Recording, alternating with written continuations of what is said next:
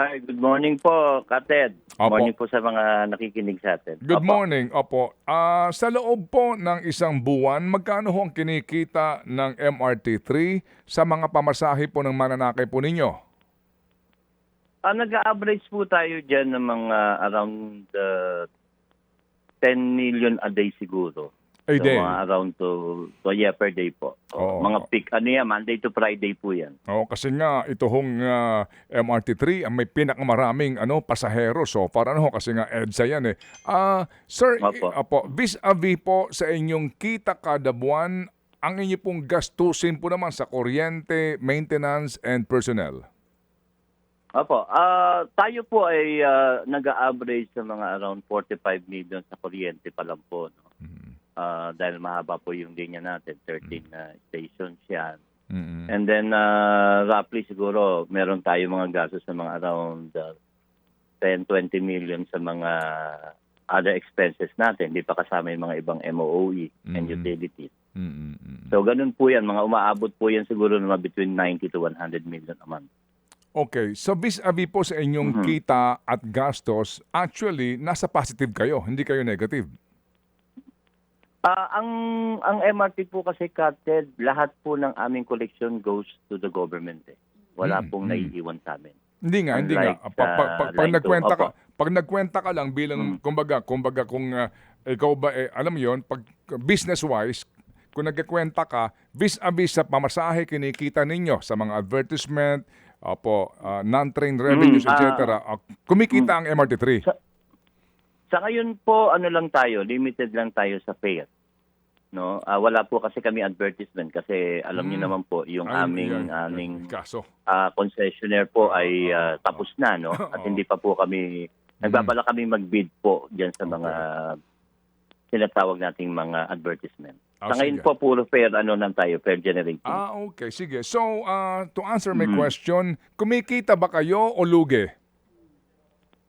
Sa ngayon po, hindi po namin pwedeng sabihin kumikita kasi ang realidad po ng ating pamasahe ay subsidized ng gobyerno.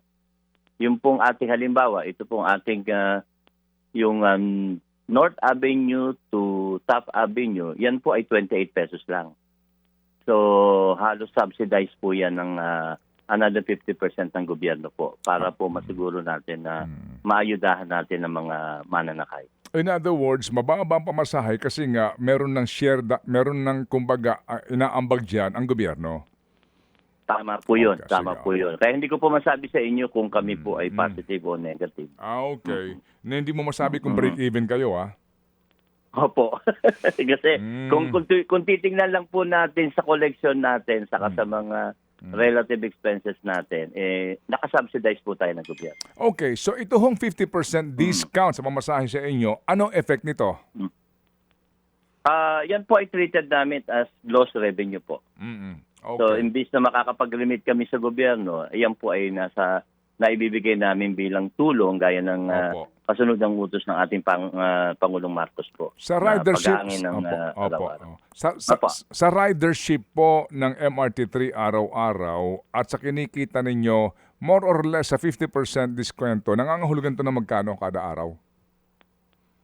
Mga nasa po yan, between 4 to 5 million po ang mawawalang revenue natin. Pagka Monday to Friday po. A day? A day. Okay. A day po. Okay, sige. Anong sabi po ni Sec Banoy? Yun, ang atin naman po, ayon kay Sec Banoy, ginagawa ng pamahalaan natin through DOTR ang lahat para maibsan naman yung paghihirap ng Pilipino sa gitna nga ng yung problema natin sa Middle East. At kasunod din yung utos ni Pangulong Marcos na pag-aangin yung araw-araw na biyahe. Through dito nga pamamagitan ng diskwento natin na across the board na. Kasi dati po ang may diskwento ng 50% ay PWD, senior at mga estudyante. Ngayon po ay lahat na po ng mananakay ay meron na pong 50% discount. Kasi nga kahit papaano kumikita kayo, yung pong gastusin nyo sa personnel, kuryente at inyo pong maintenance dyan ay kinikita na po ninyo, di ba? Kahit papaano, right? Tama po. Tama po. Sa bawas na ito ngayon na 50% sa inyong kikitain, ano ho ang garantiya nila Sec Banoy doon sa inyong pangangailangan na lalo na po sa maintenance. Ngayon po kasi, ang MRT po ay meron po tayong tinatawag na GAA. Meron po tayong budget coming from the government. Yan po para sa sweldo, sa electricity, sa other expenses natin. Yung maintenance naman po ay sabihin take care of Sumitomo. Kasi meron po tayong loan na maintenance loan natin sa JICA, sa Government of Japan. Yun po ang sumasalo doon sa expenses natin sa maintenance na binabayad natin sa Sumitomo po. Oo, yung kontrata po natin for maintenance po nitong ating system. Ngayon, sir, Tama po. Yun hubang privatization sa MRT3, pinag-uusapan na talaga? Yung practically po, yung ipaubaya na the entire operation sa pribadong sektor?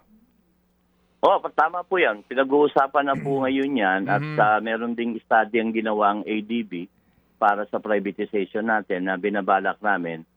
Hopefully, bago matapos itong administrasyon, may privatize na po natin ang MRT3. Bago matapos ang Marcos administrasyon po ni Marcos, within the next 2 years. Yun po ang target. Yan ho ba ay ipapanik nyo sa competitive bidding o ito po ay iaalok ninyo sa existing na kumpanya, halimbawa LRMC? Ito po yung iniintay naming study po ng ADB kung ano ang pinakamagandang paraan po para maipa-privatize ang MRT3 po para sa mas ikagaganda ng pasilidad at ano ang pinakamagandang favorable po sa gobyerno. Okay. Wala pa pong desisyon kung ibibid o kung meron pong ibang iaalok. Wala pa po. Okay, sige po. So Sir Michael, salamat na marami. Monday po ang simula ba ng 50% discount? Tama po yun. Monday po until further notice po yan. Okay, sige ng po. ating gobyerno. Salamat sa panahon po, Sir Michael. Thank you po. Salamat din po. Thank you.